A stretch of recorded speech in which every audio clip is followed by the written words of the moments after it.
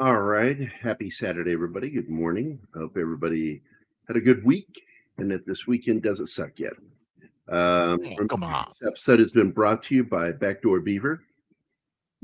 The only kind of beaver you ever God, need in this life is I'm going Backdoor to Beaver. delete that fugly thing. No, you don't. That's our sponsor. You You can wish. delete it all you want. I have a copy that will I know upload that. every single time. I'm just expressing my hatred for that ugly thing. What? In fact, That's the same patron. there you Oh go. God, There you go. we're doomed. That is the patron saint of Backdoor Beavers. So anyway, happy Saturday, everybody. Let's see who's all here. Gambit is already here. What's up? He said, "What's up, Gary? What's up, Gambit?" Let's see. Penny is here. Good morning. Happy Saturday, Penny. My buddy Andy Morrow is here. My Facebook Messenger buddy, him and Tim, always sending me shit. Oh, yeah. I gotta tell Andy you, the seems, one that he seems to be in trouble, Andy. Andy shared that one yesterday that cracked me up, and I shared it last night on the show, so I might share it again here. It just made me giggle when I saw it. It was like a Find Waldo image, and let's see, where's it? Well, I like this one too. The And cat. I think Andy sent this one. It's great. I'm pretty sure Andy sent that one. And because the only two people that really message me all the time is Andy and Tim. And then let's see, let me find the other one. And here it is. This one cracked me up because everybody knows that they rated what's his name's John Bolton. Yeah, John Bolton. And it's like Find Waldo. That is great. That is great. Do you like that one, Shenotski? I always thought that Wilford Brimley was basically the human personification of a walrus. He does once he grew that thick ass mustache, man. Yep. He was a walking walrus. No question about it. Yeah, he did send the one with the cat. There we go. Thank you, Andy.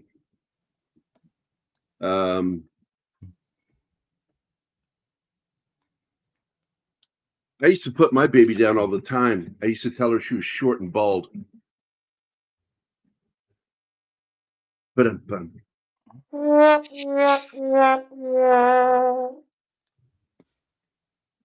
It was nothing big, Gary.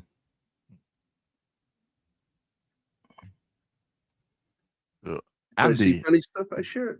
There you go, Andy. I appreciate it, buddy. Andy is under chemical warfare. Yeah. That's no joke, dude. I was watching a little interview that was done on an odd channel, not really a known entertainment channel, with Brad Pitt. Brad Pitt talking about his first job, and he had to play a character, and he had no idea how you prep for doing an eating scene. And his character was supposed to come in and just start eating the crap out of this chili. And it's not Texas chili, it's regular chili with beans in it. And he's just like, take one, pounding it down. Take two, pounding it down. Take three, pounding it down. And after about an hour of doing these shots, he started feeling bloated. And I wonder why. Yeah, and suddenly he let a silent one rip while he was sitting there, and he looked around and nobody noticed. And he thought, I got away with it. And they're shooting inside of an actual like cafe or restaurant or something. And he said, and right when we're prepping to do another shot of meat down and some more of that chili, all of a sudden somebody yells back, "Oh my God! Oh my God! Everybody out! Everybody out! I think there's a leak!" And they, Oh God. and they fled. They abandoned the fucking cafe because of his fart. Brad Pitt. That shit was funny, man. Brad Pitt was his name on that day. I mean, he was in a cafe. There should have been a bathroom there. Dude, please. I just thought that was funny. Well, he's afraid to get up. He was new. He was new, and new guys tend to just stay put and do what they're supposed to do. And he was Yeah, trying to. I'm gonna risk going. I'm not gonna risk going to the bathroom so they cannot fire me. So my option is I'm gonna bomb everybody here. Yep. So I mean, that's let's take. I'm sorry. Go ahead. Oh, that's only a risk if you're on a James Cameron set. He's notorious for that shit, literally. Oh, farting. No, not people can't take bathroom breaks. So the water in the movie Titanic, by the time it was done, because he wouldn't let people take bathroom breaks. Ew. Oh, That's just God, gross. Shen, I didn't want to know that. Yeah. That's some kind of trivia that I can live without. Absolutely. And you know what? Now you know. There's nothing you can do about it. It's already there. It's that where is our now you know video? Where the hell is that? The more you know. I think it's on Main. All right, let's get a Main. Oh, big balls. What blinked? The whole background and everything blinked on me. It's the freaking scene. I hate this. You cannot deactivate the scenes. And nobody needs them. That's crazy.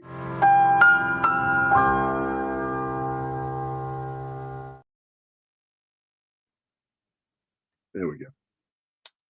I'll take us back to the matinee. Well, Tom, we did spoiler 3 last week, so let's go to big balls. We are full into big balls. What do you? Andy Morrow says, I did that at work. I farted the entire length of the production line. Well, that's the way. My stepbrother go big or go home. In the middle of winter, and it was below 0 outside. We're sitting around the fireplace because that was the holiday home with no electricity and running water. So the whole family is there around the fireplace doing evening shit, and he farted silently. He evacuated that hut. We were all standing outside in the cold, airing the place out because you couldn't breathe in there. And he was like 5 at the time. He was mighty proud. Yeah, I got to tell you, man, I don't know what I had fed Sean or his mother had fed him that one week. Boy, he took a dump. Now I went to clean his diaper, and I gagged. And I've changed thousands of baby diapers. Some of them not even my own kids. I just wandered up and did it. People are like, "What are you doing? Get away from my kid!" Anyway, yeah, Sean ate something that week because I think it was around the time we started introducing him to human food instead of baby food. And I think he had fries. Babies are human, you monster. Are they really? Really? But man, he ate something that week that just soured in his stomach. It was just sour. And I know you guys know, if anybody's ever had kids, you know that smell when they start eating table food, and it's like, oh. And it's like, you got to learn to potty train soon, because like, I don't want to keep changing your diaper. You're gross.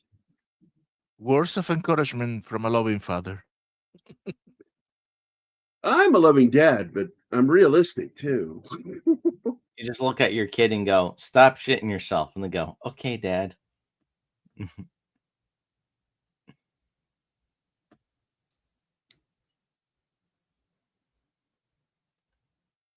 Wow, that is really annoying. Computer lag. Trying to find something for you guys. So anyway, Stephen, try. How are you doing this Saturday? You're being really, really, really quiet. Well, I was just trying to find a mute button because I didn't realize this was the potty training episode of the show. Oh, you're shit out of luck if you want to avoid that. So it would seem. Yeah, sorry, buddy. Potty training is a weapon to be used against parents.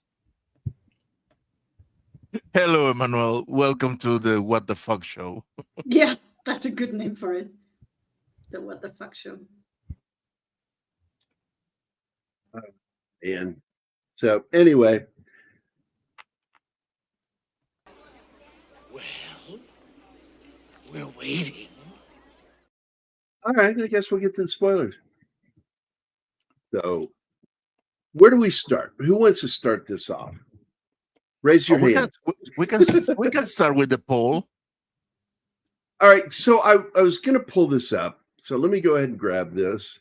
And the results. Hold on. I know what we're talking about. Oh, I thought you were. I'm not fucking stupid. Are you? Aren't you? You had me fooled there. All right, let me get this real quick here. Share screen. All right, you can add it if you want. There you go. Here it is. This Saturday, we will give our full review of Weapons 2025. There is one team member who didn't like the movie. Which one do you think it is? And it's 43-43, a dead heat tie for Anima and me. And then Martin at only a lowly 14%. And I wasn't sure when I did the poll if Shenotski and Steven were going to be here. But you guys are here. I would have added you if I'd known for sure. So, anyway. Clearly, people haven't watched last week's episode because both Gary and I think we like this. Yeah, we like this fucking movie. It is Martin Acosta Santana that did not like this movie at all. There is nothing about this movie he liked. He hates the girl that played Silver Surfer. He hates what's his name that played, I don't like her either. Thanos. He can't stand anybody in the movie. He hates children. Yeah, that's why I have 4 of them. Yeah. Anima, all that Gary said is a fabrication, except for the part that I don't like it, because I don't hate it either. I just like it. Andy admits it. He voted Anima. Oh yeah, I told you people would do that, and you said no. They watched the episode. You said you liked it. I told you. Give it to Anima. Anima hates everything. I get that she's Austrian Germanic in nature, but what the fuck is that about to make? I don't know what that to pee or not to pee. He's doing his own show. Yeah, he's doing his own show about you. No, he's talking still about stuck on Titanic. the potty training. I think it's the potty training in the Titanic comment. I think is what's got him. Oh, he's a peanut. Oh gosh, I don't want to know any more about that, Tom. Please. So the answer is Martin hated this movie. No, I didn't hate it. I just you don't like it. despised it. You just absolutely. You told me you hated everything about this movie. Don't back down now. Don't be a pussy. how does it feel to be in my shoes, Martin? I don't know. You pay attention to him. I don't. No, but he's doing the exact same thing when I'm uncool about a movie. He's exaggerating. Oh, come on, Dr. Hammer's flag. It's too early, man. I have to wait half an hour. Yeah. It's a short show, but 15 minutes, no. That's premature. You know what? What is that? Get over it! I'm trying. May I go? Nobody's stopping you. All right. So most people were surprised. I knew from the title as soon as it came on, because I recognized something in the title when you actually see it in theaters that most people didn't. Yep. There's a triangle in the circle, which is the Wiccan symbol. PlayStation. Shut up, Mark. Rules of 3, all that type of stuff. As soon as I saw that, I'm like, oh, it's a witch. And it was. But I still enjoyed it. So, but I didn't have that experience. the same way because I caught on that thing, but I think it's impressive they did that because it's one of those things that most people just didn't notice going into it. By having what experience? Are you a witch? I do research into shit. I've researched into and read books on like things like possession. Witches actually were a subject matter because I was, writing about them. So okay, yeah. I gotta say, I did notice the triangle motif even from the running, but I didn't know what it was until now. So thank you, Shenotski. You see, I dedicate my life to good, not to evil. So Yeah, there's something that I've been wanting to see again because I haven't watched it again. I've only seen it twice now. That it was something caught my attention on the left side of the screen with the that AR-15 in the sky. There's something on there that I want to go back and look at. I want to pause it and see if I see something because it looked like I saw a symbol there too, but I'm not sure. I'm sure when the movie gets its true treatment by heavy spoilers, he will point out all the Easter eggs. But I could swear I saw something on the left side of the AR-15. How are things over in France, by the way, guys? Anything getting any better over there, Emmanuel? You and Regis? Shenotski, did you have anything else you wanted to add about the film? Your review? Just there's a lot of things about possession. I find it kind of interesting that they brought up like cordyceps and a bunch of other parasitic plants to like point to that it was tree. They never really say what species it is, as far as I can tell. It's obviously supposed to be. Well, they brought up ants. Well, they brought up ants. Yeah, too, the cordyceps thing. And there's only like 2%, 3% of ant species that are parasitic. And they're actually parasitic ants. But it's like over 90% of ants, I think, it is non-parasitic. So I thought that was a reach with ants, showing the ants. But I caught that too, that there's a lot of parasite. There's like tapeworm on the wall, mentioning of different kinds of worms, parasitic worms. There's parasites mentioned all over the place. And this witch too much is... Oh, too much. Okay. I thought you were saying what I was saying was too much. I'm like, what? Oh, no. They go overboard with the reference to parasitic things. I didn't really even notice it that much until the video. And I'm like, wow, there's two videos of parasites. I'm like, let me add this one. This is my pre-rant. When they talk about the parasites for the first time in the background, I automatically knew, this is talking about a parasitic entity, because this has nothing to do with the mystery, and if it's here, should be for a reason, and the reason is this is the back of the mystery. By the third time they mentioned the parasite, I was, yes, we get it. Stop talking about it. Is the whole parasitic mentioning thing was rubbing too much on the nose. So it's every 50 minutes. See, parasites. Yeah, I know. Stop it. So you think that it's a bad idea to beat somebody over the head with a plot device? Yeah. Okay. All right. Shenotski, remember, take all that stuff you put into that script out.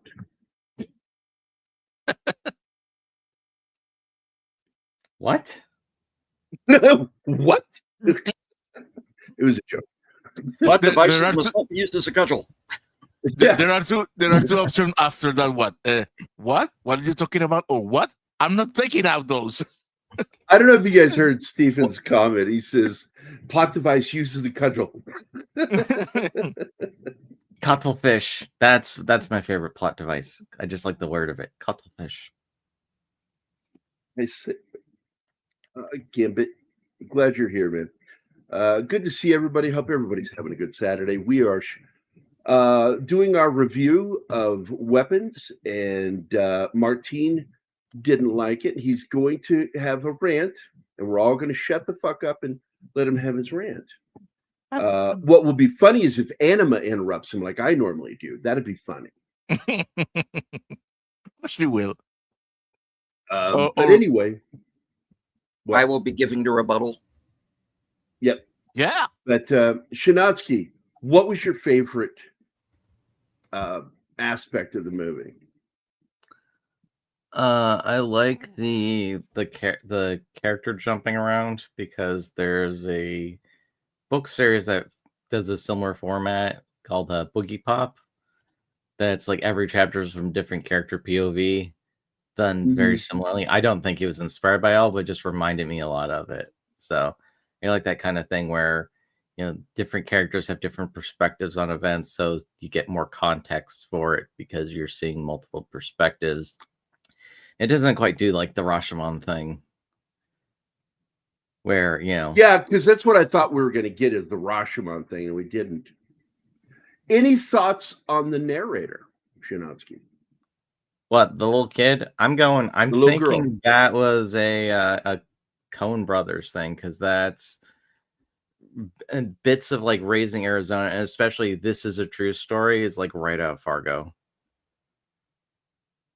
And it's kind of annoying because my general reaction to the narrator is she is an unreliable narrator.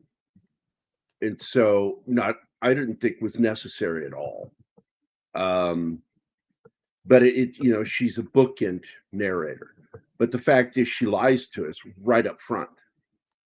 And we catch her in the lie. Because when we see the teacher, Justine, walk into her classroom, and she said all of her students had disappeared. Well, almost all. And then you see her cross his desk, blocking where he's sitting. And then she continues on, stops, and she goes, one did survive. And then when it pans around her, suddenly there's a kid in that desk. And I'm like, yeah, you're an unreliable narrator. We can't trust anything you say. Once you do that, you can't trust them. Am I not right? Granted, but the thing is, who is this narrator to begin with? Because this is not a character. He is listed as a classmate. It's like no, but in another class, not in that room. I'm getting there. Not in that room, but in the other room. But she is listed as a classmate from the school or a schoolmate. Yeah, she's enrolled in that school. She said it started in my school. Yep, her school. But it's also listed that in the information about the film. She is listed as someone that's in one of the other classrooms, which is why she wasn't taken. And why did you use that word? Now I have the song in my head. Oh, I'm sorry. So Scarlett Cher is the young actress that was the narrator. She is absolutely and utterly an unreliable narrator. You cannot trust anything she says to be factual until after you see what happens next. So you have to listen to everything she says and then see what happens next, because she says none of them ever came back. But then we get to the end of the movie and we find out not only did none of those children die, two of them were slowly coming back from it. In other words, oh, Jesus, Emmanuel, are you sure you want to be here? No, they're talking about Sinners. Oh, Sinners. Because I'm planning on seeing that movie. No. I have the movie. I'm just waiting for a good time to watch it. It's a vampire movie. I'm assuming that Anima will tolerate watching that because it's got vampires in it. I'm fine with vampires. Yeah. So I like the kid, Kerry Christopher, who plays Alex in this movie. And he's a good actor. Yes. Yeah, he fucking makes this movie. And don't get me wrong, I really enjoyed Josh Brolin and Julia Garner. Now, unlike Anima, I like Julia Garner in Ozark. Anima watched one episode and says, "Oh, I can't stand the way she talks. I will never. No." So she actually she liked her in this, and she liked her as I Silver didn't Surfer. like her in this. I didn't mind her. Oh, okay. I stand corrected. Also, this is one of the first big movies Alden, what's his name? Ehrenreich? Alden Ehrenreich has done in a bit. It seemed like he took a little break for a while after doing Han Solo. No, he's been indie. Is that what's going on? Because I haven't seen him much in anything. Oppenheimer. And, what was he in Oppenheimer? He was the Strauss's assistant who ends up kind of turning on him at the end. Yeah. Yes. Okay. I remember now. Yes, he is in that.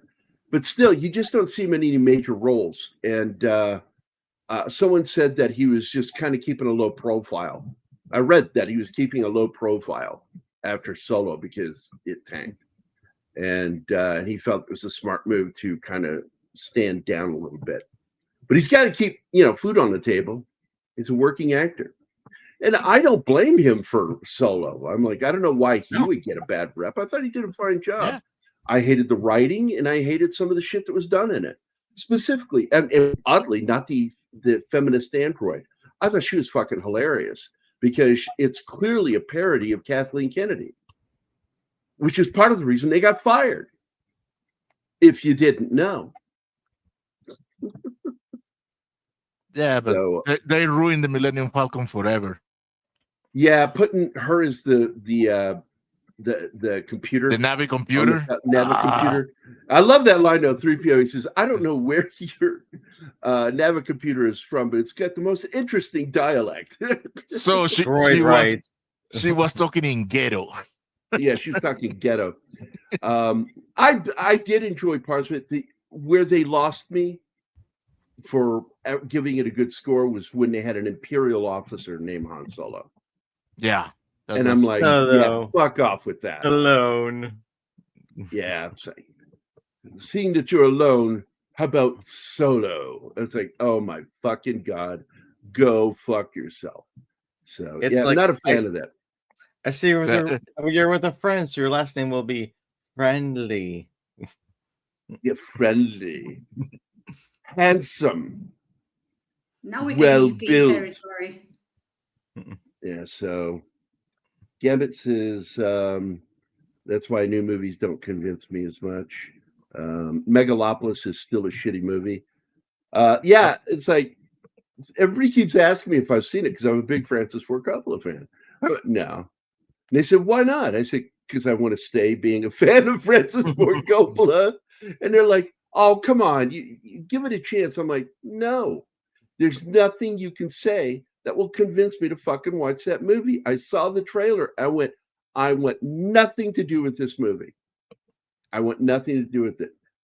Good on him for spending only his money to make a shit circus. What? You don't want to go back to the club? I haven't seen it, and I am curious about it. So please don't spoil it for me, if you can. I don't know what happens in the movie, so I can't. I want to tell you the thing that I really liked most about this film, before we get to Stephen, is the way it takes so long to get to it, but I felt it was a good payoff in this movie, is the relationship between Justine and Archer, Josh Brolin and Julia Garner's characters. That it begins as acrid, hate-filled, and grows into a partnership that, if not for those two, nothing would have happened at the end. I think that boy, Alex, I forget the last name of the family, but anyway, his character, I don't think would have survived. He would have tried to do what he was going to do, but I think it would have been an absolute failure if they hadn't gotten into the house and did what they did. He was in the mind of the quote aunt end quote. He was destined to be her familiar. Yeah. Well, he turns himself into her familiar, wanting to learn off her. He was very clever little boy, let me tell you. And this is when I tell you this film is really a modern version of a Grimm's fairy tale, like old school Grimm's fairy tale, with the horror and the death, you know. And I like that because we do see some people get killed in this movie in awful fucking ways, losing control of their fucking mind and body. And this witch can absolutely switch off their brain and take over. And apparently it causes some sort of pressure damage on the fucking brain that fluid, I'm guessing, is like they suggested, I think, fluid buildup around the brain because she's kind of a parasite. So she gets into their brain and it's like an infection. And it causes this buildup in the brain to where their eyes bulge outward, which is what you've seen in the trailers. When they get taken over after a little bit, doesn't take long, after a little bit, their eyes begin to bulge. No, I think it's when they are put into action. If they're static, that nothing's happening. Yeah, it's when they're put into action that the infection really starts with them. And you see that with the principal, the gay principal. And I was shocked. I was expecting something when she showed up at the principal's house. And you discover that he's a gay man married to another gay man. It'd be weird if it was married to a straight man. Yeah. Not that there's anything wrong with that. Not that it doesn't happen seeing gay men married with women. Yeah, I saw that Adam Sandler, Kevin, what's his name's movie about the true story about the two firefighters that had to get married to have insurance. Oh, I know the movie, but I can't forget. I can't remember. It's a true story. Chuck and Larry. It's Chuck and Larry. Yeah, it's a true story that they really took some license with, but it's a fun film. And but anyway, so she shows up at their house under the pretense of needing to talk to them real quick, and so they invite her in, and she goes, "I'm really not feeling well. Can I have some water?" And sure. And now they're in the kitchen. They're basically fucked. The minute he hands her that water, because she asked for water, and she goes, "Can you put it in a bowl?" It's a preference of mine. It's like, no, that would be my answer. No, I'm not. I don't want to see you drink out of a bowl. That'd be weird. But she gets the bowl. Next thing you know, she's starts doing something. She pulls out this black birch type thing that's got thorns on it, and cuts her thumb and wraps something. She cuts off. I think you can call it a wand. She cuts hair off of him, wraps the hair around the stick and everything, and cuts her finger, rubs it, and then snaps it. When she snaps it, suddenly the husband becomes controlled, the principal. Yeah. And she makes him murder his husband in one of the most brutal fucking things I've ever seen on camera. He beats him to death with his forehead. He headbutts him to death. And by the time he's done, this guy's head is just mushed down. It's so fucking disgusting. And on top of that, I don't know what causes, I guess it's part of the parasitic infection. He ends up puking black bile out all over his husband. I mean, this scene is so gross. And I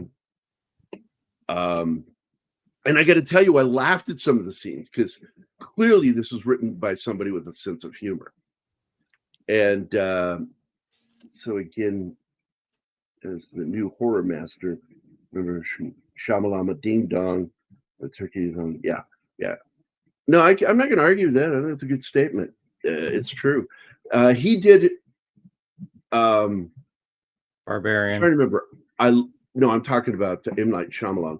M. Night did the first film he did that was really good was the one with the ghosts, The Sixth Sense.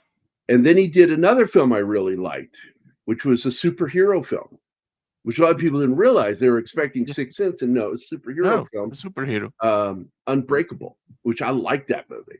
So and then he did that Village one, which I fucking hated. Yeah. But he did Signs, which I liked because I understood the metaphor of what he was trying to get at. But my problem with M. Night Shyamalan is he keeps doing the same thing that JJ does. And JJ, it's the mystery box. With M. Night Shyamalan Ding Dong, it's always the same Twilight Zone twist ending. There's always got to be a twist. It's like, stop it, dude. Once you do it once, if you do it again, it's kind of like people begin expecting it. And that's why his movies gradually went downhill. And he didn't go back up until he made that Visiting Grandma and Grandpa movie that he did out of his own pocket, which I like that one. I also kind of like the Lady in the Water movie. I actually liked it. It's fantasy. I think the issue with M. Night was that he had too much success with The Sixth Sense, and he's basically been trying. That's why he does the twist. He's trying to recapture that kind of a phenomenon again. Yeah, and it just doesn't work. And I get it when people don't like the Lady in the Water, or I think it was Lady in the Water, wasn't it? Lady in the Lake says, it's Lady in the Water. Remember, it's Lady in the Water. Because she comes up to a swimming pool. I haven't seen seen watery that. tart. She's a watery tart. She's a watery tart. And it's got some good things about it, but there's so many things wrong with that movie. And I get it when people don't like it. My daughter loved that movie because I introduced it to her as a child, Lady in the Water. She loves that movie. Yeah, haven't seen it yet. It was trying to be a fairy tale. It is a fairy tale. It's a fairy tale. It's just not a great fairy tale, but it's got some good elements in it and some good performances in it, and some of the most ham-fisted writing for the characters. Like, one arm is bigger than the other arm guy is so fucking stupid. That's just fucking stupid. I'm amazed. I weight train on one arm. It's fucking weird. I'm amazed that you didn't bring up the fact that he cast himself as a writer whose stories will change the world. Right. Yeah. What? Yeah. Don't even get into it right now. That movie's just, yeah. Now, Cregger is the guy. Cregger's next film is Resident Evil Reboot. I'm not excited about that. I don't know, man. I'll be watching for it. And by the way, welcome to the show, AF Watcher. Yes, a long time no see. Yeah. I'm gonna watch it, but I just not a fan of people trying to adapt other material. It seems to me that anyone who tries to adapt Resident Evil, it's like Resident Evil is a third rail. It's like nobody can ever quite get it. Maybe it's not adaptable. Well, no, it could be adapted. You can, if you're a good writer, you can in theorem adapt anything. The issue is not who's making it. The issue is Constantine Films, which basically Resident Evil has basically been a piggy bank for them. That's why no matter what, you'll get a new Resident Evil movie every couple of years. Because you're reminding me of something from just 2 days ago, Shenotski, which is we covered, or was it yesterday? We did Munchausen, okay? And I was bringing up, what's his name? Terry Gilliam. And Terry Gilliam, I mentioned it, but I didn't go into it yesterday, and I forgot to go back to it, is that he was attached to make Watchmen. Mm-hmm. Okay? And so he's giving this interview, which you can find on YouTube. And in the interview, he says, well, if you read the book, it's really impossible, really hard to adapt what happened in the comic book into a cohesive story. And my answer to that is, that's because you try to bring in all the Terry Gilliam shit. And you want to push all the stuff away that was in the source material. And which is why Zack Snyder proves, because he's a fucking idiot. And look what he did. he did a fine job. You know, and my preferred version of that is one that includes the animated comic book stuff as segues, because that's the special edition or whatever it's called. It is the better one, and I really prefer Zack Snyder's ending to the comic book, the graphic novel, or trade paperback, because of the fact that that was what Alan Moore's chintzy fucking Twilight Zone ending was ridiculous. The whole giant alien in the middle of New York thing, so fucking like, I never liked that. Loved the book, didn't like that. I thought it was stupid. And like, people aren't that fucking gullible. But if you take Mr. Manhattan and make him the most dangerous entity in the world, so he can finally leave and go have the peace he's been seeking, I'm like, that writes itself. How did Alan Moore not come to that? Because Alan Moore, I don't think, is a very good writer. And proof of that is his ending of Watchmen, which the movie's ending is better. And he doesn't like that, and that's tough shit. Hi there, AF Watcher. Let's see, did I miss something? Okay, hold on. What is this? Now that you said it, Lady in the Lake would be a great story about the backstory of Excalibur. There you go, about a watery tart. There you go, Tom Baker. She creates a new system of government. Watery tarts throwing swords. Throwing swords. So, okay, we did segue. I'll bring us back now. So, getting back, I want to hear Stephen, Deleted Scenes review and thoughts. It's very rare these days for a movie to make me think about it days, or now in this case, weeks later. And in most movies these days, okay, you've seen them once, you're kind of done with them.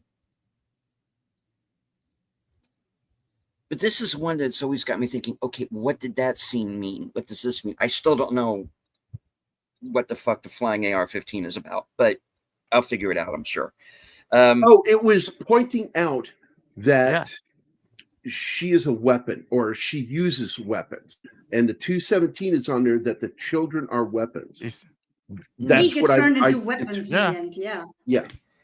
Well, because I get that she is the one who is manipulating dreams, which is why she do this whole. She's infiltrating and impacting. I don't think she's doing it on purpose. I think it's a byproduct. It's a byproduct of the magic.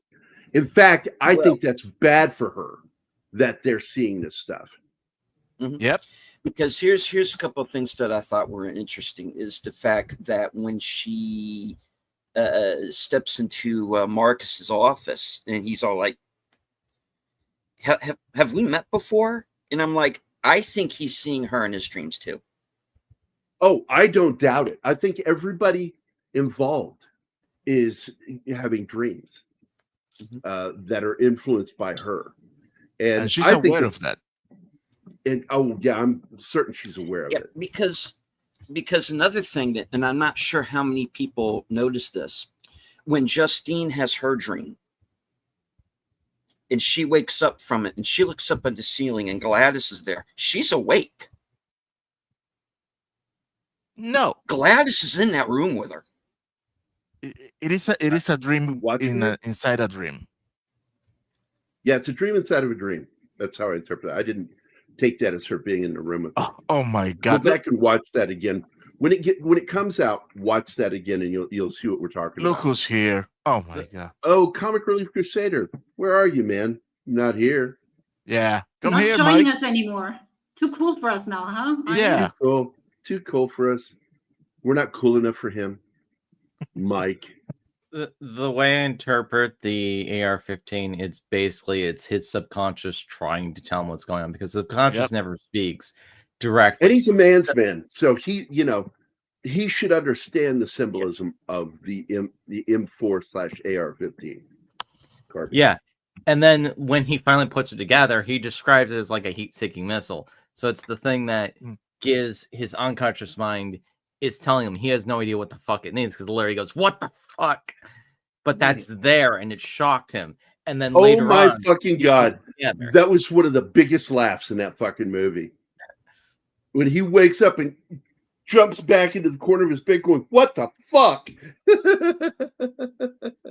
Who hasn't had a fucking dream like that before? Where they woke I up have them going, all the what the time. fuck? That's why. I fucking hate those dreams where, Yeah. because like one of the biggest ones, I told it the other day, the Army dream about my drill sergeant. And I woke up from that and I actually, as I'm waking up going, oh, what the fuck? And I Your sat up and I army couldn't dreams sleep are anymore. so fucked up, Gary. There was also there was a different ending he had. I think it was originally, at least one of the alternate ones, was that instead of it just being, you know, the kid using the magic against the witch at the end, the kid was going to team up with Justine and they were going to basically get an army. So it was going to be kind of like the ending of the fight scene in Anchorman. They're going to find people in town and make their own army to fight the witch's army. But he's going, that's probably a little too much. So yeah. Are you going to do this as an illustrated story, Tom? Because that sounds interesting. Do you guys read this? It needs food. The spaceship it's an organic spaceship. Buries itself and it grows, and occasionally it needs to come up and eat. I'm like, I wonder what it eats. Wonder what it eats. It's in a forest. Children. It's full of life. I also like the fact that there's, you know, because at first you think, well, children, maybe she does this with the children because they're the easy one, because she basically does a Pied Piper on them, pulls a Pied Piper. And for those of you who don't know about the Pied Piper of Hamelin, it's a simple story where a guy is hired to get rid of the rats in his village using his pipe, playing music and leading them out of the village to their deaths in a river. And when he returns for his payment, they decide not to pay him. And he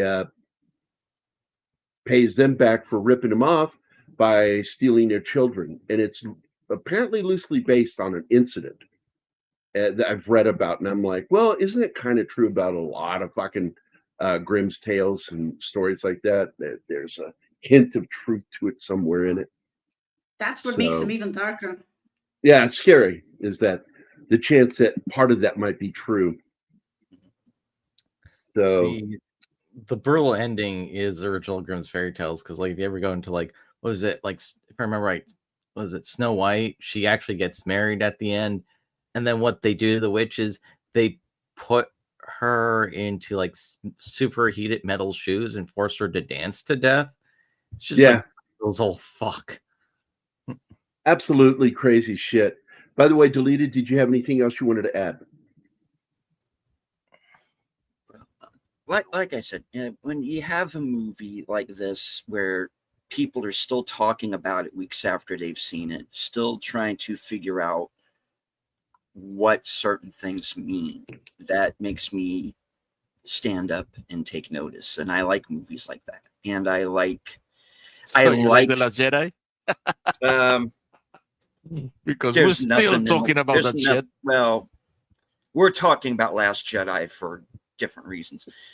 But what I mean is I also like the way that it feels like I'm reading a good book. You know, you can definitely see, and I'm saying this as an example. I'm not saying he's trying to copy this. I can see the Stephen King type influence in this, even though this movie is better than anything Stephen King has written in about 25 years. But I can see that angle to it. But it's just like reading a really good book and you want to go back and read it again. Yeah. And I haven't felt that way about a movie in a while. At one point, the time was 2:37, but he changed it to. He changed that to the one, and that's the room number in the Shining book, right? Right. In the book, it's 217. In the book, it's 217. Because the hotel that they shot as the Overlook in the film, which is a beautiful, the real hotel is a beautiful place. they requested that they don't say 217, that they have at room 217. Make it another number we don't have, which is 237. So that's why that got switched.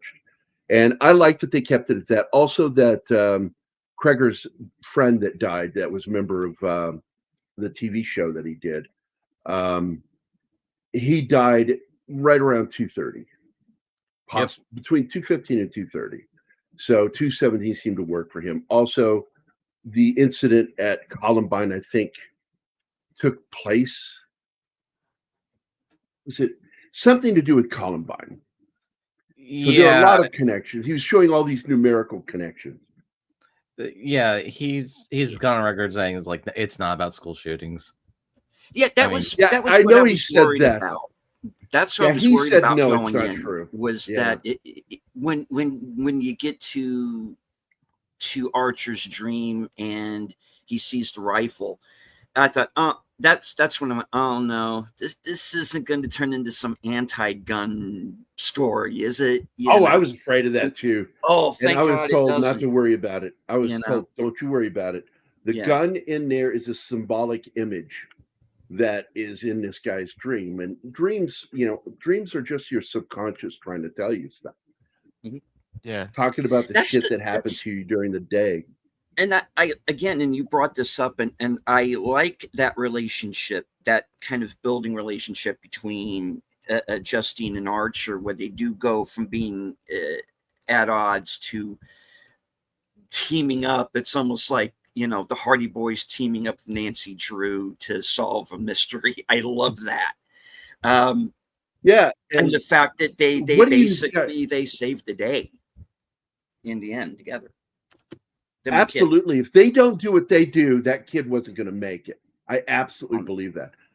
So I want to go back to those characters. So I want to point out that your main characters in this story are pretty detestable in many ways, and I think the least of which is Archer by Josh Brolin.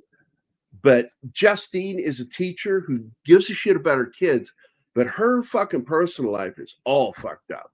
Yeah, and she's a drunk.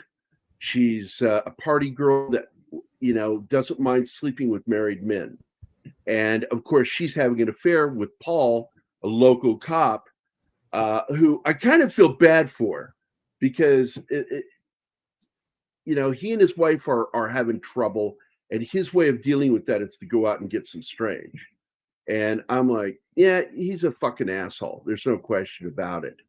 Yeah, but he lies to Justine about, oh yeah, me and the wife are kind of on the out, because she's not even here.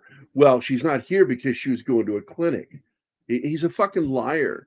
And then you have what's his name, the James, the junkie, that the meth addict, and he's a scumbag. But he ends up trying to do something good, but doing it for all the wrong reasons, And so it's sort of like there's a comeuppance in this story. And I feel like the character arc for Julia Garner's character, Justine, is that she starts out a really shitty fucking person with the best of intentions. But, the classic thing, the road to hell is paved with good intentions. She is forced by her own conscience to do the right thing. And I think by the end of this, she and both Archer are transformed characters. Mm-hmm. Archer's going to be a better dad, because you get it. He's not even sleeping with his wife. His wife, they have fucking marital problems. You can tell. One scene with her, and it told you everything you needed to know. They've got problems. He's an asshole. I love that they tell you that he's not that good of a father without telling you directly that he's not that good of a father. Because you see how his son acts. Because his son's the bully. Yes, son's a bully. Yeah. And you learn that shit from your fucking dads. Most of the time. I'm not going to say every time. But you do. You learn that shit from your dads. But you learn from your moms, too. Because there are a lot of fucking women out there that are bullies. Emotional bullies. But I do love with Gladys it has a is that fan. I got to tell you something. That a lot of people don't know. That's Amy Madigan, man. Playing Gladys. And I've always thought she's gorgeous. You know, I've always liked her. She has a very pretty face. Good Googa Mooga. She's scary as fuck in this fucking movie. She's the girl, McCoy, in Streets of Fire, man. Yeah. What's her name? The character in Uncle Buck. I forget the fucking name. And she's always pretty to me. And boy, oh boy, she's not pretty in this movie. Oh, she did an amazing job. My favorite, like, creepy scene in this entire thing, because people go, oh, the scares or the long shot. No, to me, it's when she's just sitting with her nephew, and she's just talking about, like, you better do what I tell you, or The I'm going. fork scene. I'm going to tell you what. And when I say there was a lot of forking in this movie, I am not trying to censor a word. I am telling you, there's a forking scene that is fucking awful. Yep. And that's the scene where she lets him know, I'm in control. You will do what I say, or I will punish the people you love. And I believe she is an absolute parasite. Jesus Christ. Hell? Mike, what's going on? I don't know, but I just muted him. Jesus fucking Christ. He's so making anyway, repairs on himself. He's doing dental work. Is it safe? But yeah, she's a parasite because she's almost dead, and then Well, apparently he's having a loose screw or something. Sorry. I absolutely believe she's not really anybody's aunt. I don't think there's any relation. I think she does this and infiltrates their minds. And that's for She's been around centuries. forever. And I do remember that the first person that talked about that was Paul over at Heavy Spoilers, and I messaged him that I said, I think you're right about that character, but I think you're wrong about this. And I can't even remember what I said to him, but he had made an assumption about something. I said, I think you're wrong, and here's why. But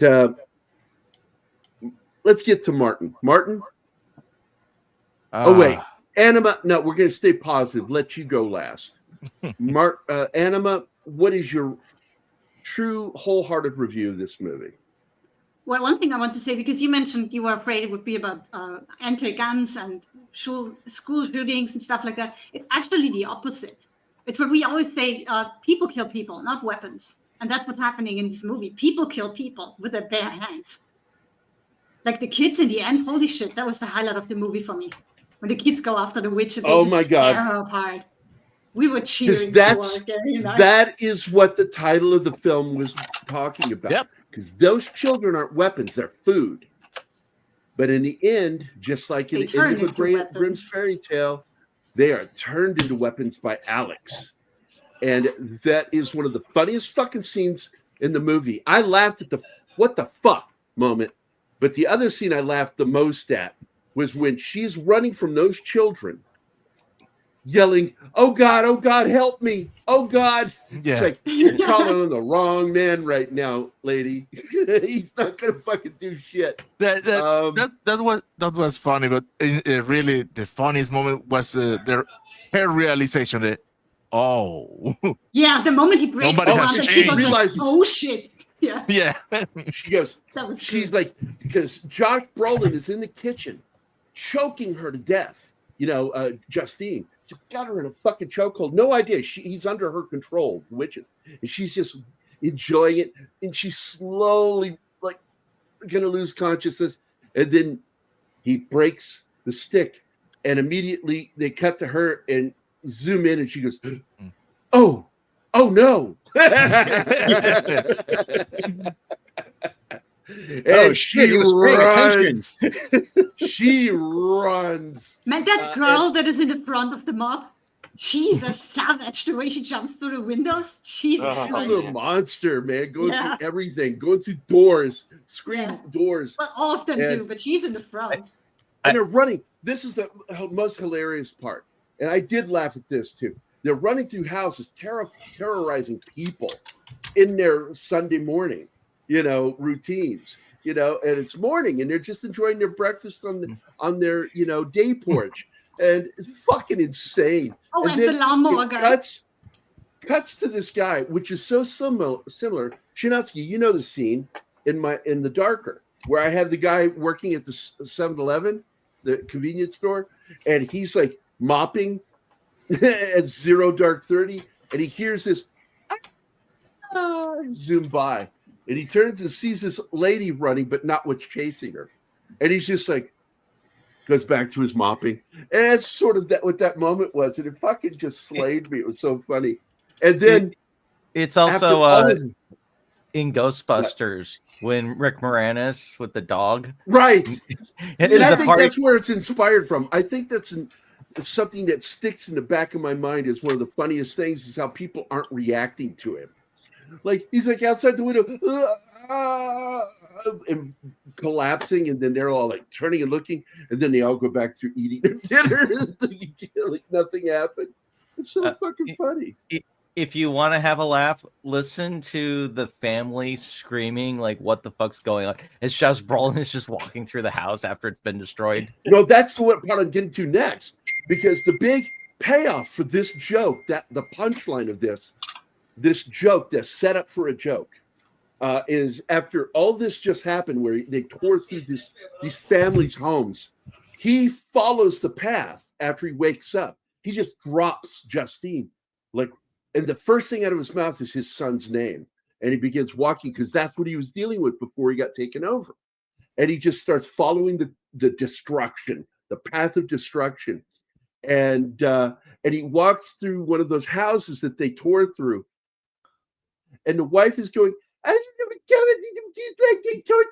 and she turns and sees him just walking through the house, covered in blood, by the way. He has blood on him. And she just screams, "Oh my God," thinking it's another one. And it's just fucking funny. It's hilarious. He just looks and just keeps going and walks through the house. Finally, he gets to that last, window, and then goes to the door, and there are the kids all standing there because they're done. They tore this fucking witch apart, piece by piece. And I was just like, oh shit. And he says his son's name, and his son, without emotion, slowly turns and looks at him. So we recognize his name, and what they're trying to infer is that the longer you are under the control of the more fucked up witch you end up, the more fucked up, the less of you that comes back. And so then, he picks his kid up, and she runs upstairs and finds Alex with his parents, who are blank faced. He's hugging them, but they're back, but they're not back. And you hear the narrator say that he fed them soup all this time because he couldn't even feed themselves. And now they're in a home where somebody else is spoon feeding them soup. Wow. And that he had to go off and live with another aunt, a really nice one. I like that. And you also learned that 2 years later, some of the kids started speaking again. Some of them. Again, we go back to Josh Brolin's It's a very dark ending. Holding his kid, and the kid's just blankly staring, holding him in his arms, and he's blankly staring off in the distance.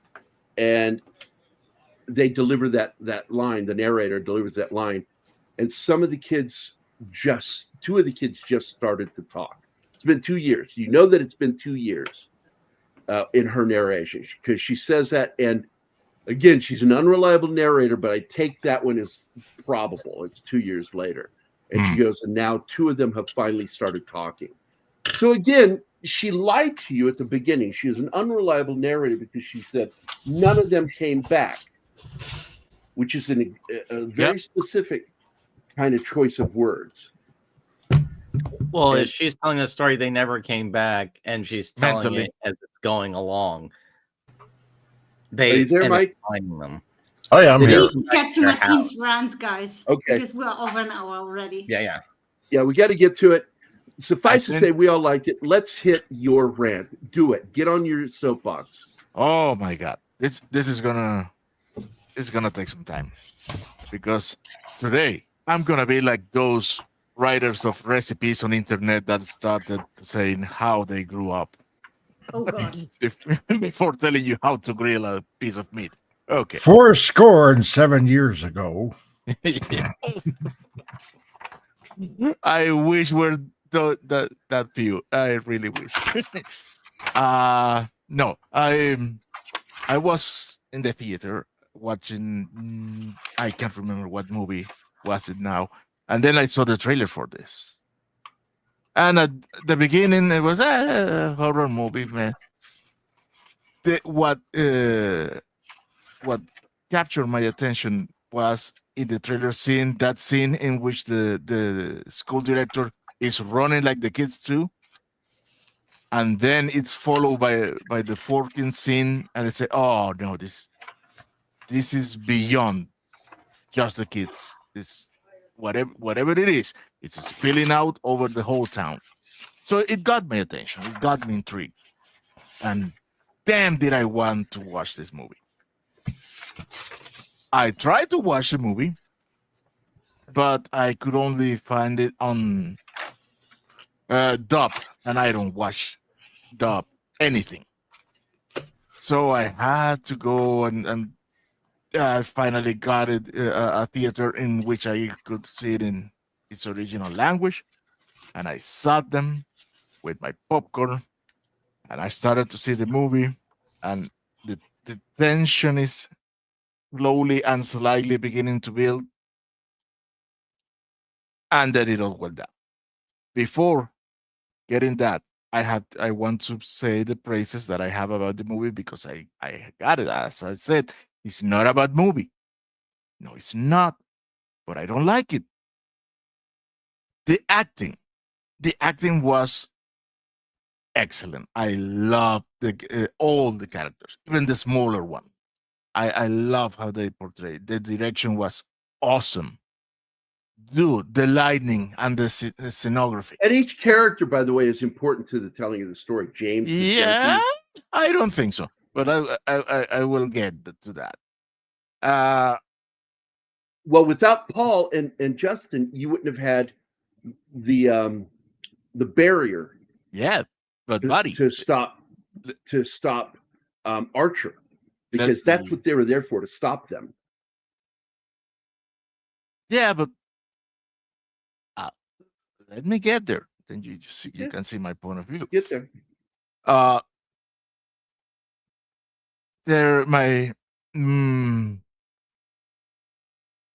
At first, as I said, they start to beat you in the head with the parasite thing.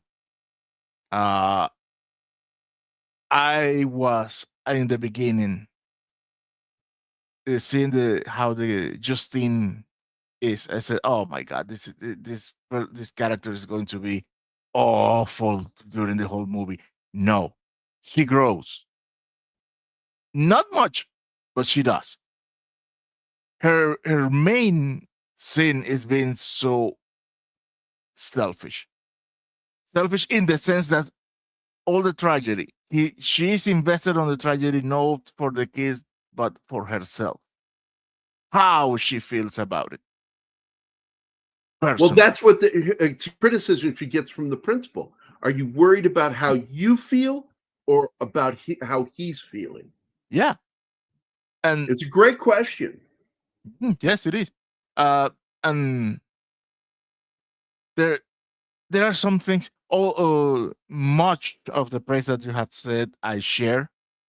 And I want to say, I refer to the whole panel. Some of them I don't. There are things. There are another things that are in the background. For example, to which point is Karen good, or is that Karen crossing a line? Because she's being scolded. You took a kid to his house. Well, he was abandoned here. Yes, but that is not professional. So what should I do? Abandon the kid in the front of a closed school? That is professional? That is what I should do?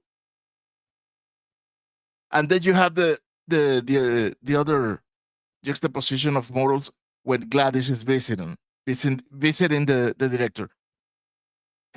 His husband said, "Don't let him in. don't let her in, which is a cautious position. But she says, I'm feeling bad, I'm gonna collapse. And the director lets her in. The husband is still saying, don't let her in. So, what is it? To what extent helping somebody is bad? To what extent is better leave somebody to her own devices in front of you? Those things are touched, but are not completely discussed.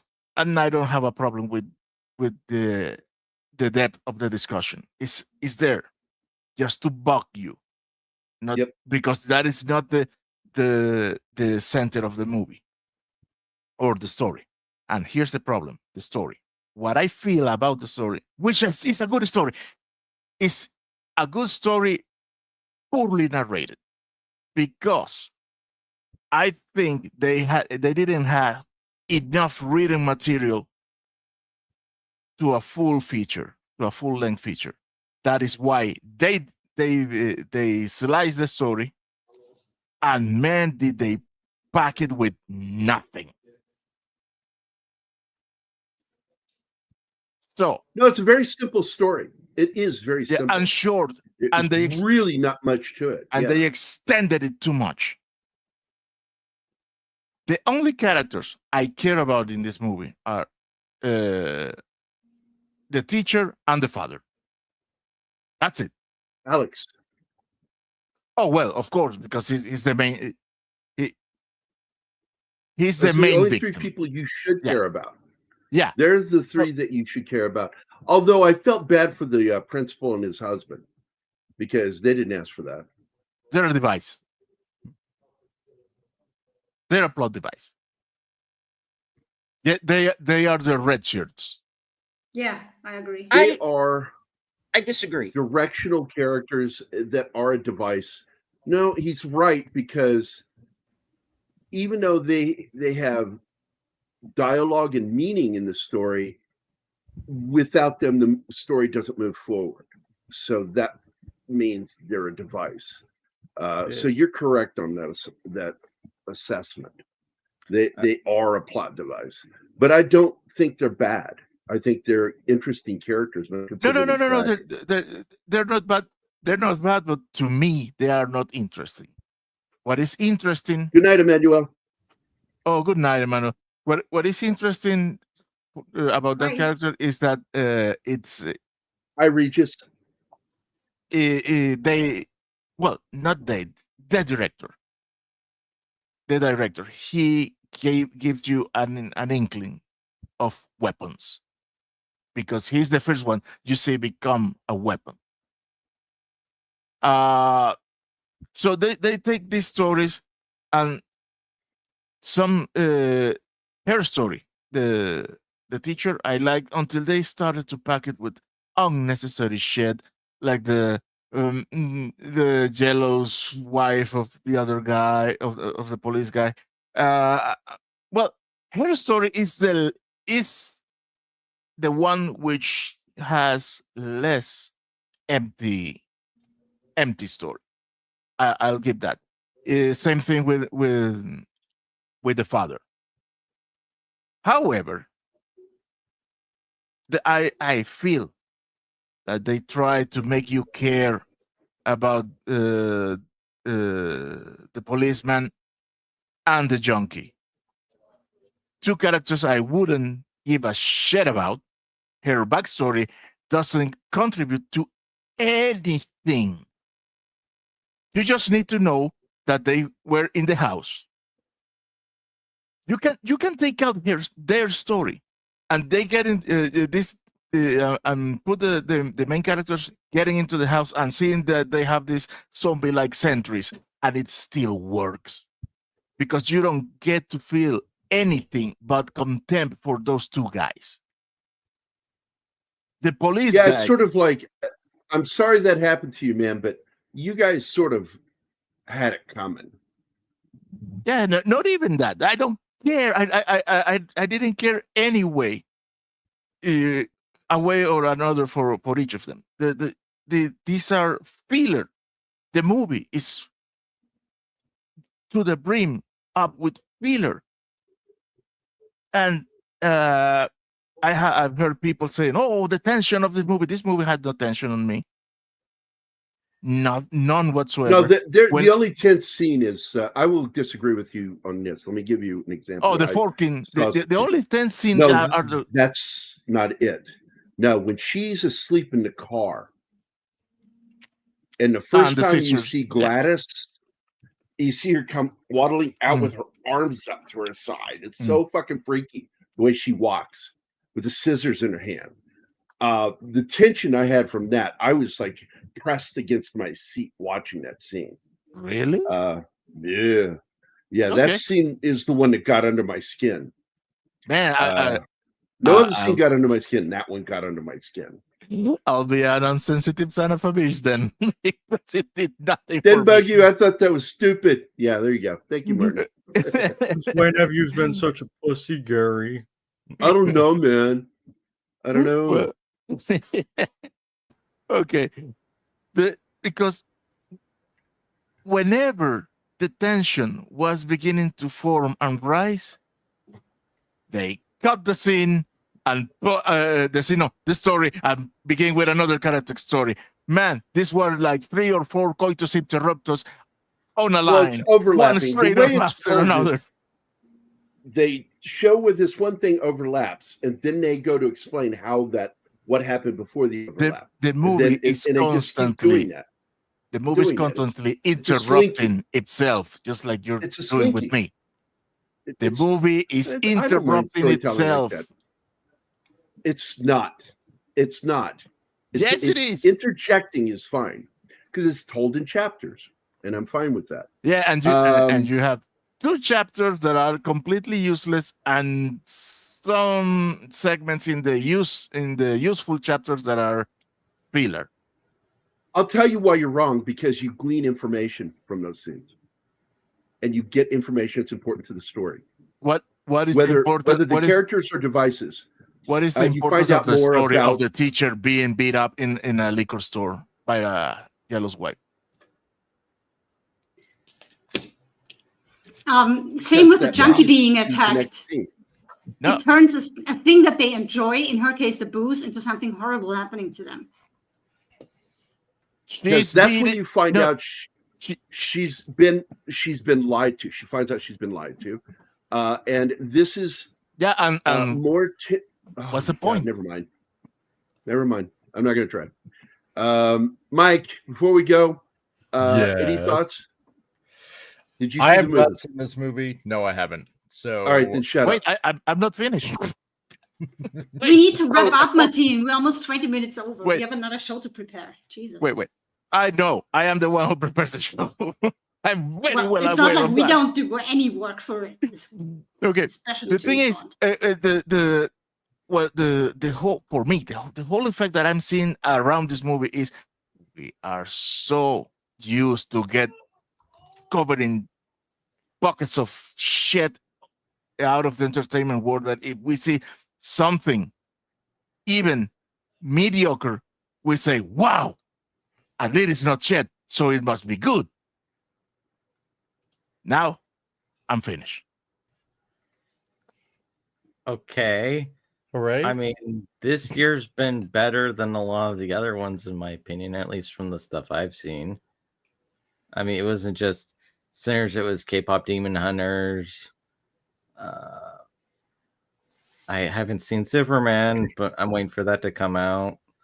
But yeah, there was stuff that actually moved me this year. It's out now. It's on video on demand now. It had to come out before the first, the premiere of season 2 of Peacemaker. So you got a film with a $38 million budget, and with marketing, probably put it up between 51 and 57 million total. That's what they needed to make to break even. They're currently the first weekend they made $71 million, already a profit.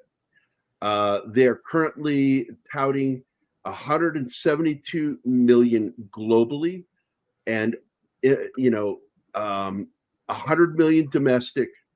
They've made more domestically than they made overseas, but it's still $72.3 million international, and domestic is 100, so total of 172.5. Well, 0.6. You always round up. So I think it's interesting that they because somebody just brought it up that studio needed a, yeah, here it is. Tom said I think studio needed a big horror hit.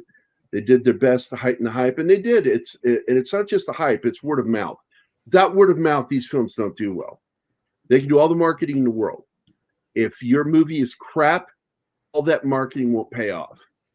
It's just wasted. You just wasted more money. That's right. Yeah. And it's word of mouth that's getting people to go see this film. And people overall are having a very good experience with this film. And they're enjoying it.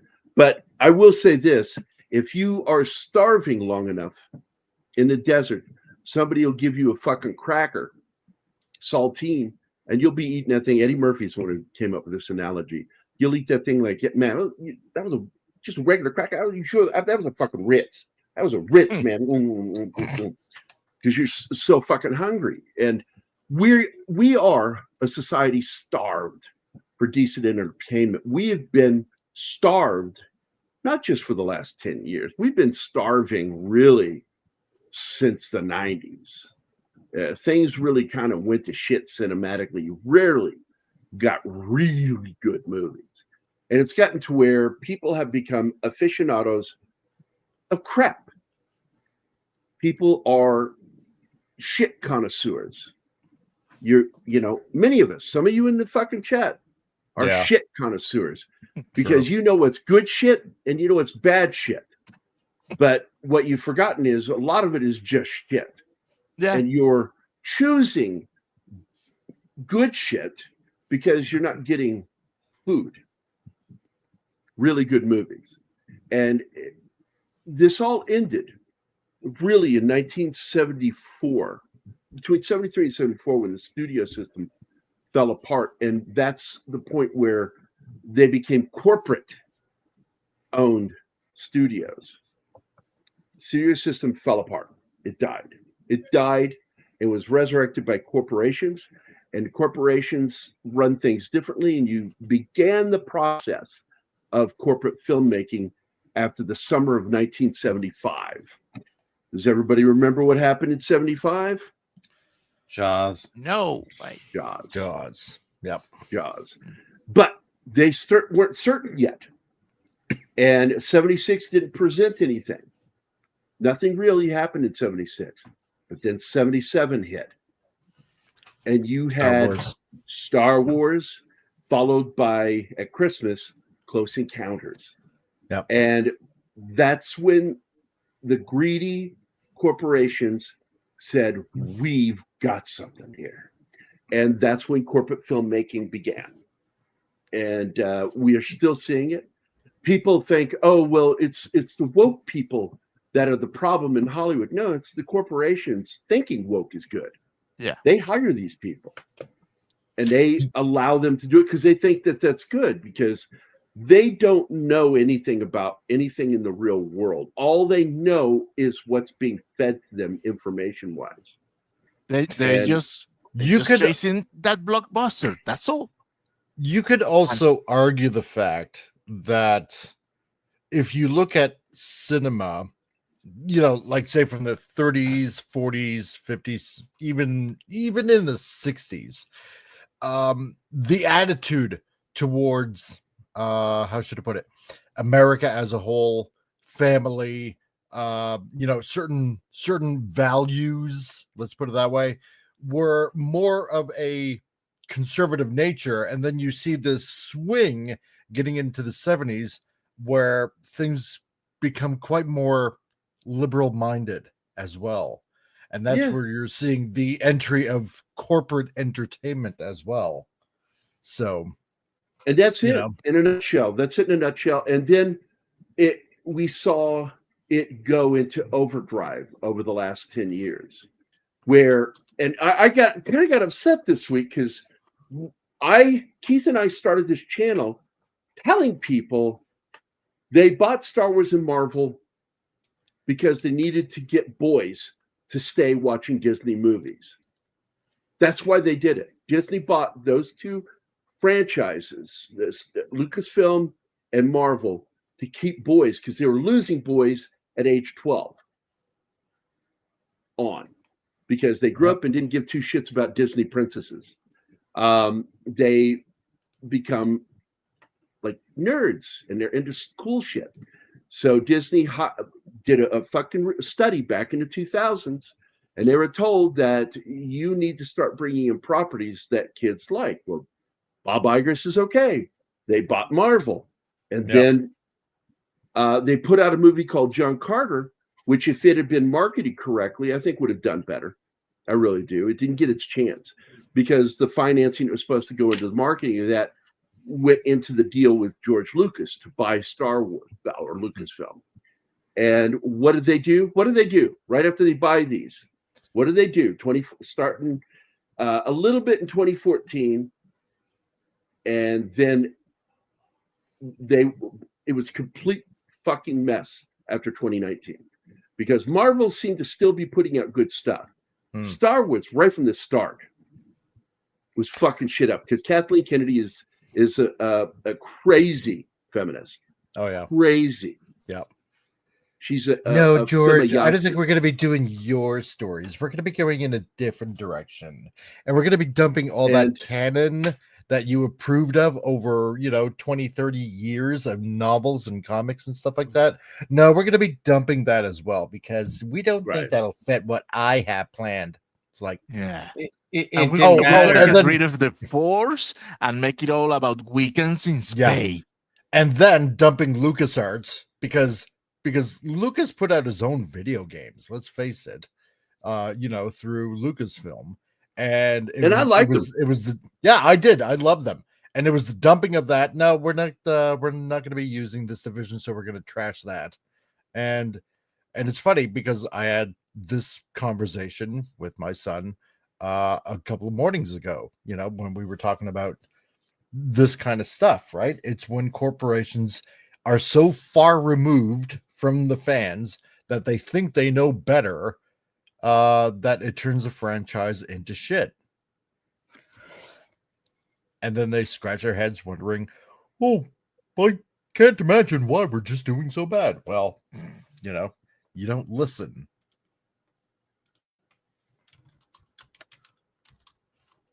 Why would they have to listen? They are perfect. Oh, their ideas are infallible. That's right. They're gods. They should know it all. If it doesn't work, it's not about product. It's about client. That's it. Exactly. That's right. But I did a meme a long time ago that took the image from a film of the killing of Julius Caesar, and I put George Lucas's face on Caesar, and you got all this blood in these blades. And I put Bob Iger, Kathleen Kennedy, and I put Dave Filoni on there too. I put all these people that fucking stabbed him in the fucking back. And the image I put, like for the one, Brutus, the one, because he was the one that Julius was most shocked by, et tu, Brute. She's smiling and looking back at everybody else, and you see one of them is just the Mickey Mouse head, I superimposed over one of the bodies. She goes, "You're right. This was fun." Yeah. I posted it.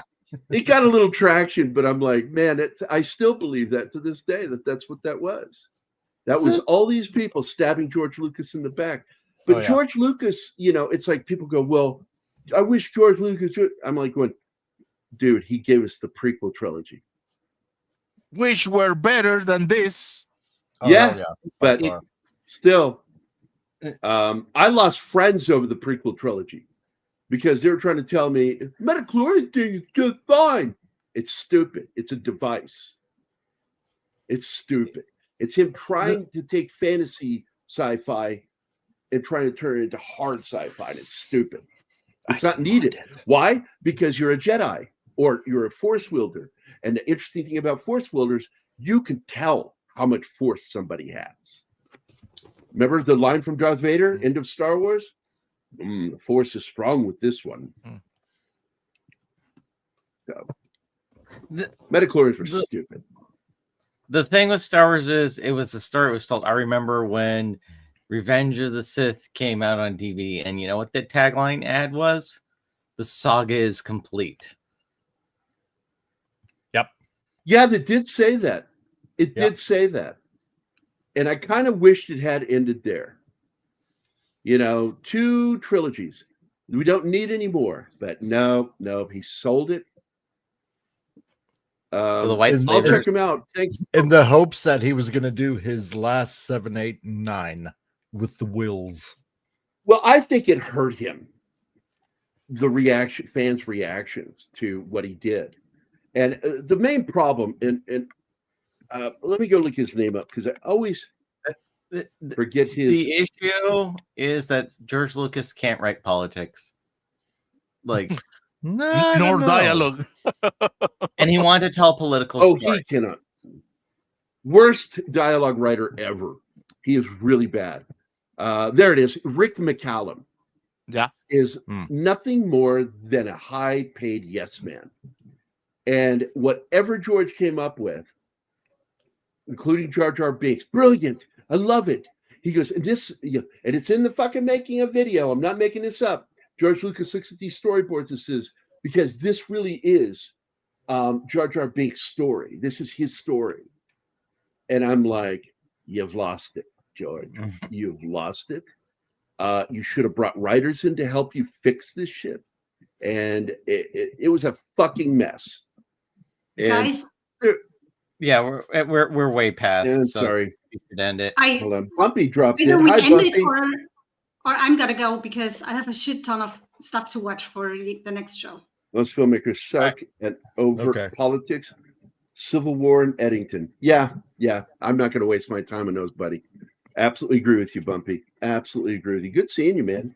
Sandra Hammerslag, I'm sorry, but I think Martin removed the video. I've got 5 terrorists going southeast on Bakalakadaka Street. Right. Gotcha. Fuck out of here. I can't play the outro. Yeah, I can. I can play it. So we're going to leave now, guys. Everybody, we'll see you in a couple of hours. We're going to be talking about James Bond again. We're going to be talking about GoldenEye. Yay. Bond. See you shortly. James Bond. Bye. Bow, bow, bow, bow, bow.